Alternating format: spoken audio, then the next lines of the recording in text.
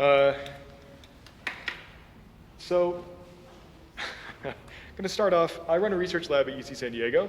It's a neuroscience research group, and I've been here for 6 years, and I studied the role that neural oscillations play in coordinate. It doesn't really matter what I say because like all of the words that I will use to describe my work are out of context, right? I can talk about the scientific language that we use to describe the work, but it's a very jargon-heavy, very specific kind of language that really honestly, at the end of the day, most of the terms that we use, and I'm going to actually cite the last speaker here, are also poorly defined and used very frequently, even though if you get a bunch of neuroscientists, for example, in a room and ask them what a neuron is, nobody will agree.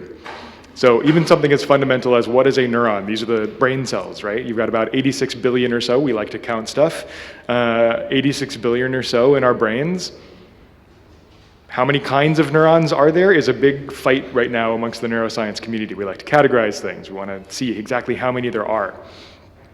People in my field of computational neuroscience, we're interested in modeling neurons as little computational units, which is where the foundation of deep learning came from. Because neurons communicate with little electrical spikes, these little on-off signals, which computer scientists like to treat as like binary bits, zeros and ones. Except they don't really do that. That's not how neurons work. Some of them do, a lot of them do, not all of them do.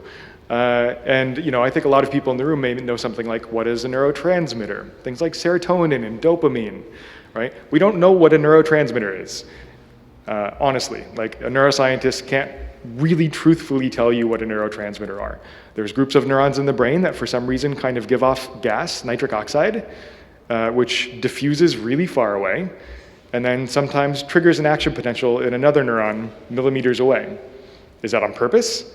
Is the brain doing that intentionally, right? Or as much as a biological system does anything with intent. Is that a functional thing? We don't know.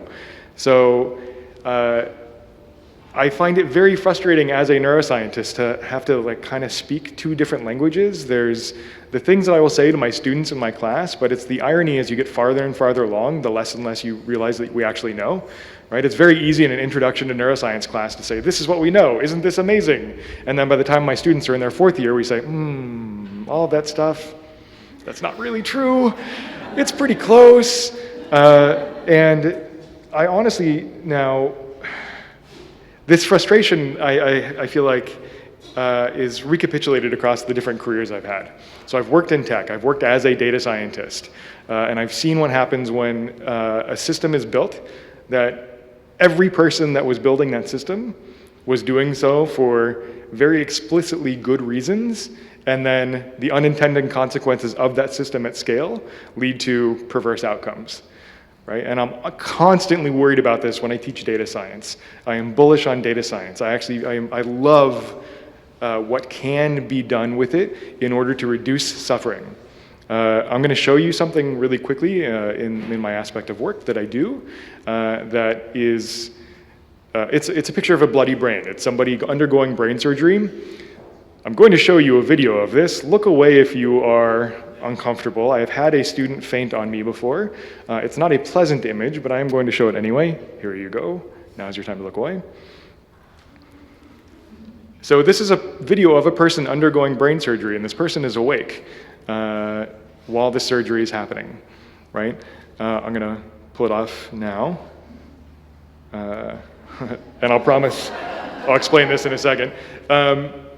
So I'm always torn in the sciences and engineering side because the work that we're doing has direct influence on somebody's well-being or life, right? Like that person undergoing brain surgery doesn't care that I can't exactly define what a neuron is or an action potential is. They want to know, is this surgery going to make me feel better?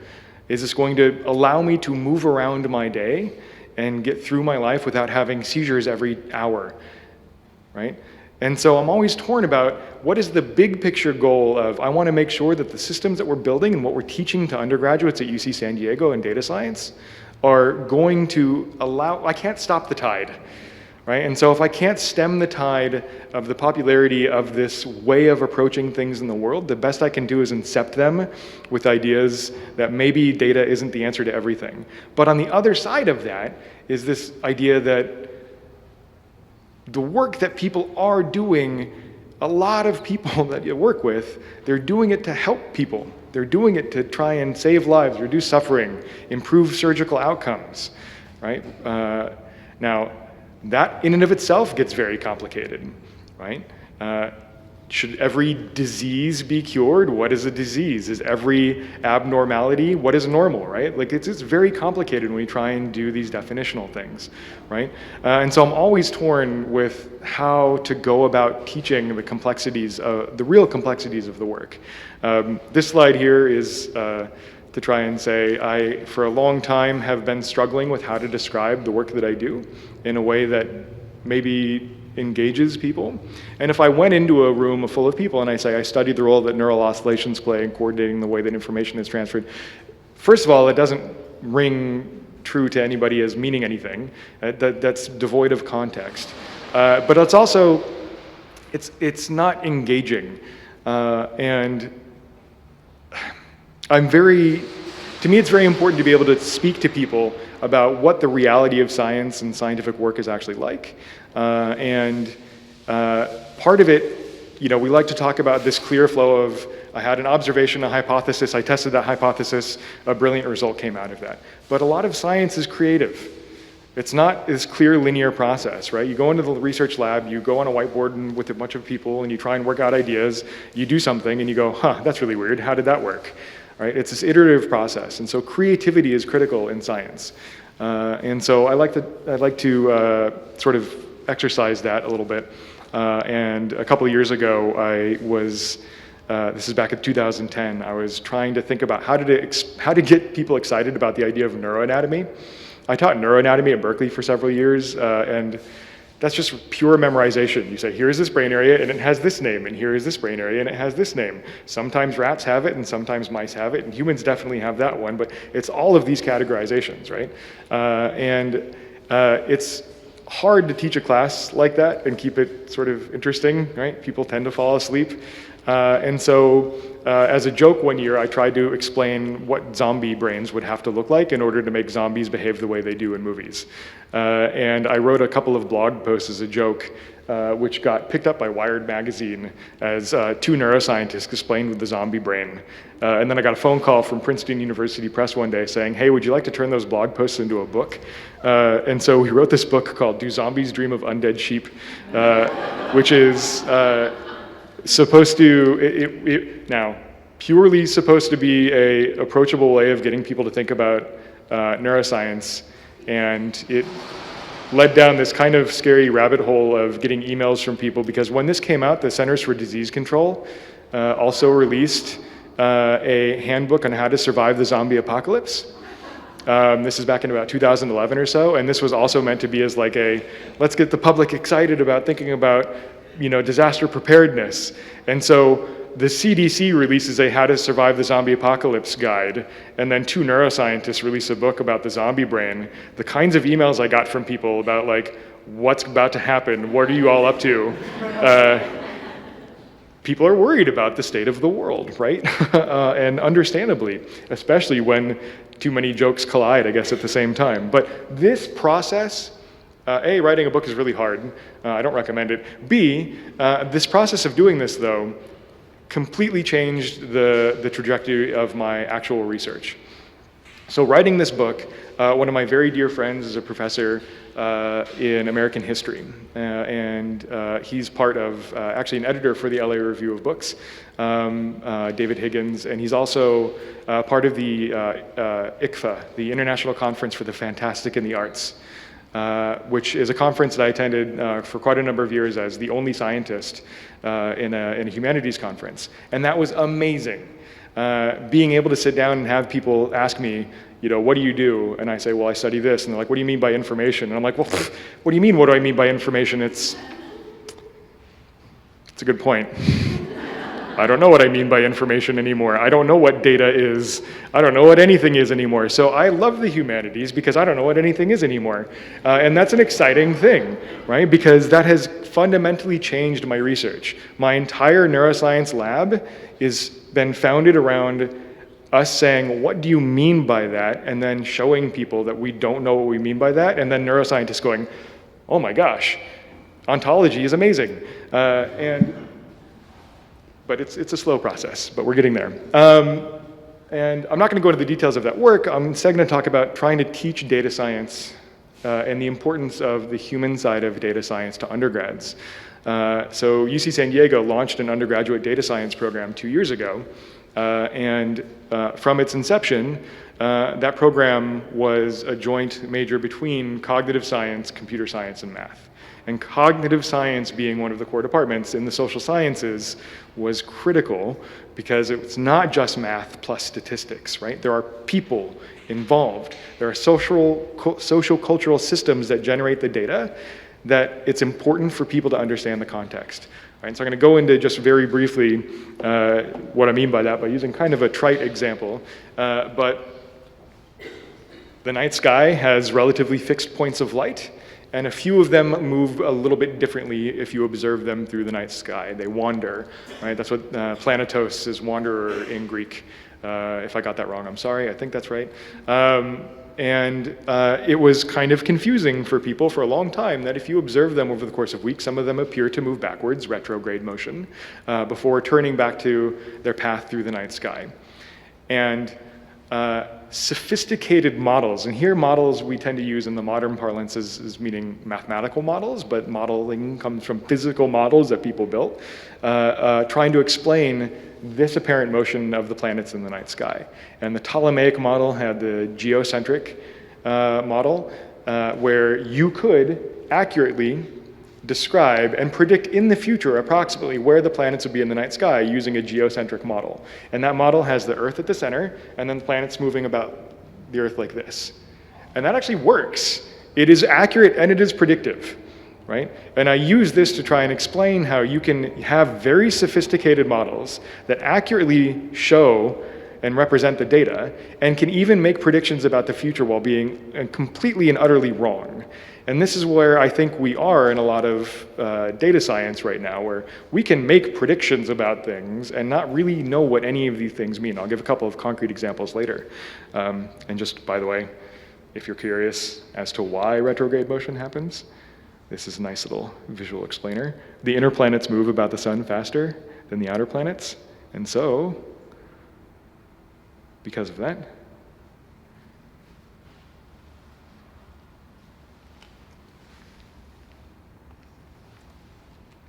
clean visualizations work very well to explain things. I'm a fan. This is something that you've heard about, retrograde motion, but being able to visualize it very simply and cleanly like this, I find to be very effective. And that's something that I use a lot in my lab. We try and create a lot of tools to let people visualize their own data. And I find it totally fascinating. How is it that we can observe the world, quantify it, fit equations to those numbers, and teach us something fundamental about the laws of the universe? That from a philosophical standpoint, the fact that that can be done is amazing. Now, that is fraught with danger and misinterpretation and incorrect models, but the fact that that can be done is powerful, and that is something I find very exciting. And if we're going to be doing it and we're not going to be able to stem the tide, let's make sure that we're doing it in a way that has some context that people can understand, right? And so I liked the start of the last talk because definitions are hard for everyone. Defining data science. This is a great quote from Richard Hamming about trying to define mathematics, right? Which is the only generally agreed upon definition of mathematics is what mathematics is what mathematicians do, which is followed by mathematicians are people who do mathematics. What's true about defining mathematics is also true about many other fields. There's often no clear, sharp definition of the field. This is by Hal Abelson at MIT. Computer science is not really about computers, and it's not about computers in the same sense that physics is not really about particle accelerators, and biology is not about microscopes and petri dishes. When some field is just getting started and you don't really understand it very well, it's very easy to confuse the essence of what you're doing with the tools that you use. And this is where data science is right now. Right? Data science is machine learning and deep learning and artificial intelligence. That's not what data science is. Those are the tools that people use, but that is not what the field is. Right? And so this leads us, of course, it leads us to the question of then what is the essence of what a data scientist might do? So this is from Jeff Hammerbacher, formerly of Facebook. He helped create Facebook data science, co-coined arguably the term data scientist. And he says, the best minds of my generation are thinking about how to make people click ads. That sucks. Right? And so this is where modern data science comes from, is organizations like LinkedIn and Facebook of how do we get people to click ads better? How do we get them to click more ads? And how do we get them to convert those clicks into purchases? Right? There's a huge amount of computational, intellectual machinery and capital that goes into getting us to click ads on our phones and on our computers. A huge amount of energy, literal energy, right? Actual carbon goes into doing this. And so then the question is, what is the essence? And so this is my take on it, heavily biased, but it's the study of how the quantification of observable phenomena can lead to human understanding of processes giving rise to those phenomena. Even the ability to predict future outcomes absent human understanding. We can build mathematical models that are predictive of the future and we don't understand what those models mean. So you get this like strange meta science or meta modeling where you have people that are currently building really sophisticated deep learning models, and then you have a whole subfield of how do we then interpret what those deep learning models are doing. And so why is it that certain phenomena require more or less data to lead to human understanding and or prediction accuracy? That's a very academic style definition, but I'm trying to figure out what is it that we actually do as data scientists. And so this is a data science practicum that I like to give my students. Very simple. There's not a lot of data here, but we're going to sort of run with it. And we're going to say, how many people were born in Great Britain on September 10th, 1752? Right? And so what would be the approach of actually answering a question like this? Well, don't Google it because you're probably going to see a past talk of mine, but that's how most people would answer this question now. But if you're actually going to try and think about an answer, you might then have to say, well, you know, what was the world population you know, on that date? Approximately what percentage of the world of the population was Great Britain? And, you know, might go through all these exercises, go and find historical data, look up stuff.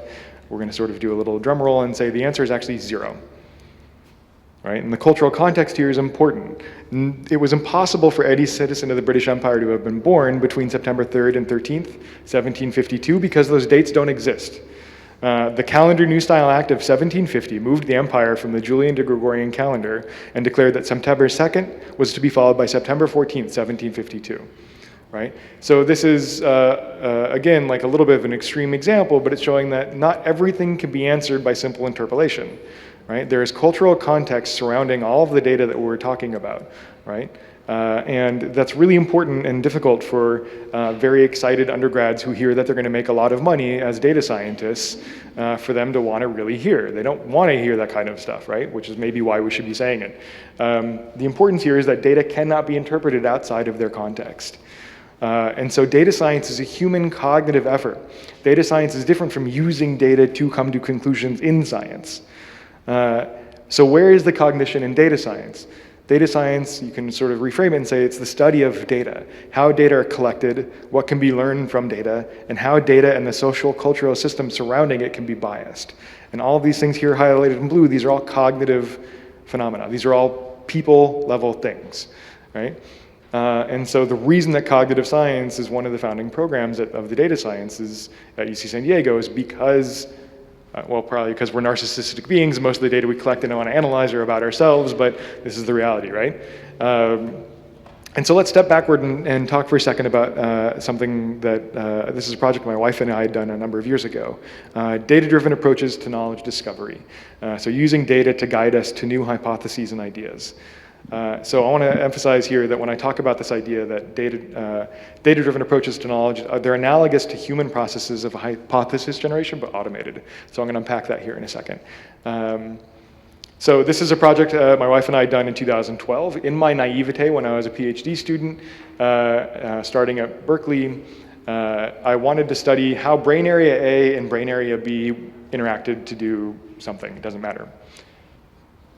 And in my naivete, I expected there to be some website I could go to. I could type in the name of brain region A, and I can get a cool 3D model that I can click on and fly through. And there's going to be some sort of like matrix-style visualization that I can then get a mapping of all the inputs and outputs to that. And that doesn't exist. Instead, I spent all of those studies figuring out what brain areas are connected to what were done in the 1970s and 60s. And so I spent 6 months in the library book stacks at Berkeley, pouring through 30 to 50-year-old research studies, trying to figure out what is the input to that brain region, and where does it go, and where does it output. And I figured that we would have some record of that was very clean and explorable, and that doesn't exist. And so this got me thinking about, ultimately when my wife did her master's in information management and systems at Berkeley, which grew out of library sciences, of like, just how do we collect and store data, right? And all of that data, that information, I'm not gonna bother defining those because I can't, that exists somewhere, and those somewhere is these peer-reviewed publications. The answer is known in a book somewhere. Right? And so we did this project where we said, okay, well, what if instead of going and this is like the culturomics, right? I threw this slide in here because I wanted to build off of the culturomics from the last talk. So we did this project where we said, okay, well, show me all of the peer-reviewed papers in neuroscience, which it turns out there's about 3 million peer-reviewed papers that have been published in neuroscience. So I tell my undergraduates they have to start reading now if they're going to catch up.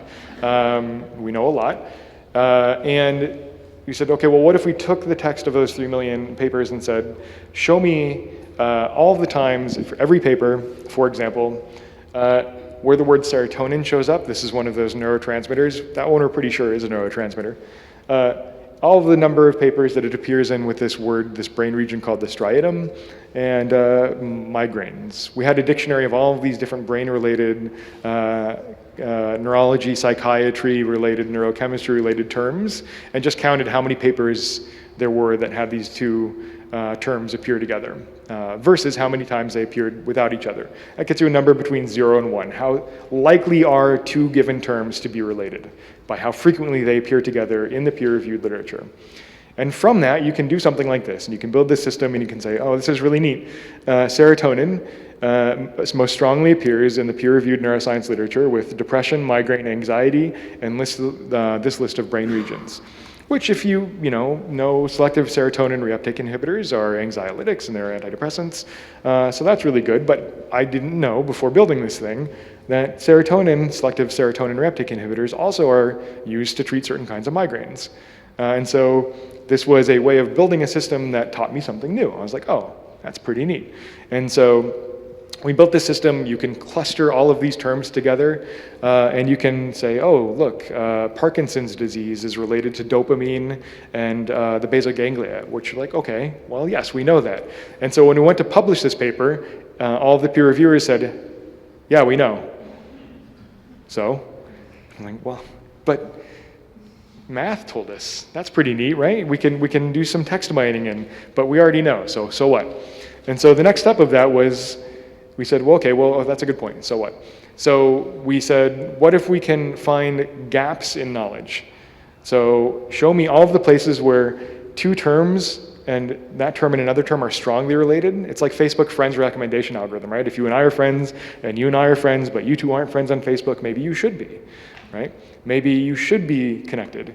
And so we swept through this huge database that we built, and we said, okay, well, there's about 5,000 papers that talk about serotonin in this brain region called the striatum, and 3,000 that talk about serotonin and migraines, but there's only 16 that talk about migraines and this brain region of the striatum. Given how strongly related they are mutually to serotonin, it's surprising from a statistical sense that there's only 16 papers out of 3 million that talk about those two. Maybe we're missing something, right? And so this was a way of trying to leverage some of these text mining things without cultural context necessarily, of just saying, show me gaps, give me places where I could maybe do a new hypothesis, right? And so one thing that we then also did on this that didn't end up making the peer review was also using data analysis to find the ways in which the data themselves are biased.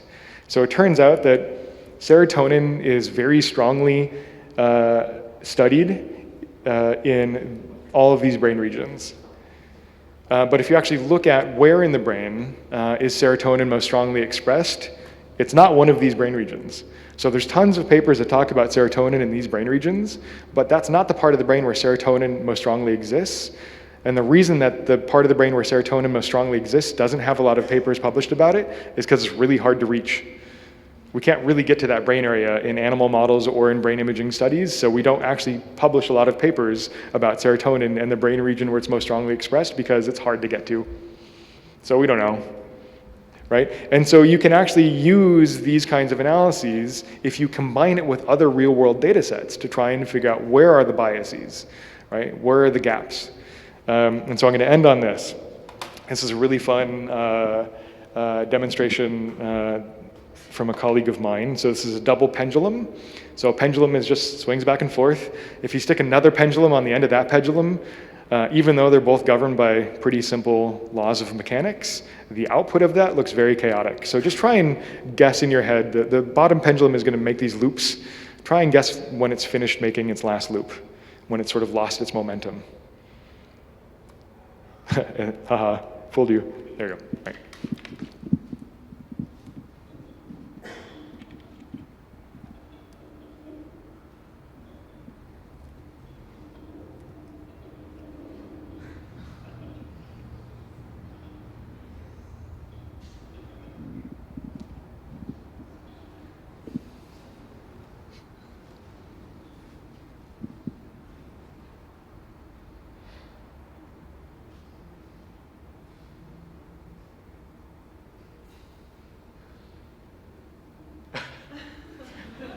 It's that last like 6 that are surprising, right? So it's relatively chaotic in its appearance. And there's a paper that was published in 2009 by Schmidt and Lipson that tracked the motion of these. They set up a video camera and put little markers on them and tracked the motion of those things. And just, I'm not going to go through the details. I'm going to say they set up a series of competing machine learning algorithms to try and figure out which equations best describe the motion of this system. And what came out of this was essentially F equals ma, which is force equals mass times acceleration, right? And it took about 1.5 minutes of like a Pentium computer back then or whatever it was to do this, right? So it essentially was able to, using machine learning and recording the motion of these things, derive Newton's laws of motion, which you say, wow, that's amazing, right? In fact, you might say, this is really freaking cool, all right? This is sort of where I started getting excited about these data-driven approaches. And then a group of biologists came about and they said, well, hey, does this thing work on more complex systems, right? And so signaling networks in biological systems have all of these different factors, right? And they connect and operate and interact in these incredibly dynamic, complex, nonlinear ways. And so this group, they said, well, let's try it, and it worked. And they got an equation that spit out this very long series of numbers and variables that predicted how the dynamics of the system worked. So the same system learned complex cell signaling interactions, but it turns out they didn't know what any of the variables in that model actually represented. The system didn't actually say force equals mass times acceleration. It gave an equation where it was one thing equals another thing times another thing. We already knew the answer, so we were able to interpret what the answer was. But you can use a system like this to come up with an equation that predicts the future without knowing anything about what those variables mean. It may not be a good model. We don't even know, right? And so I'm going to end on this kind of stuff is really freaking cool still, but also really, really unsatisfying from a scientific standpoint, really from an anything standpoint. Algorithms are incredibly powerful, but they perpetuate bias and they're fragile. And so I want to end on a couple of examples of the fragility. This is one of my favorite data art projects, where somebody took a self-driving car and basically drew a sigil on the ground to trap it.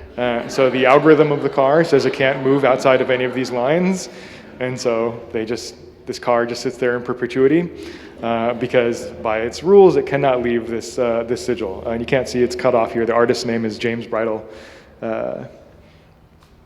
And so, there's a kind of an interesting area of machine learning and deep learning right now where people are intentionally trying to break algorithms, right? And so all of these amazing things that can come out, you can feed a system like a photo here into a deep learning network, and it says, I'm 57.7% confident that's a panda. And then you can add some noise to it, where perceptually it looks the same to us, and now that exact same deep learning model says, I am now 99.3% confident that's a gibbon.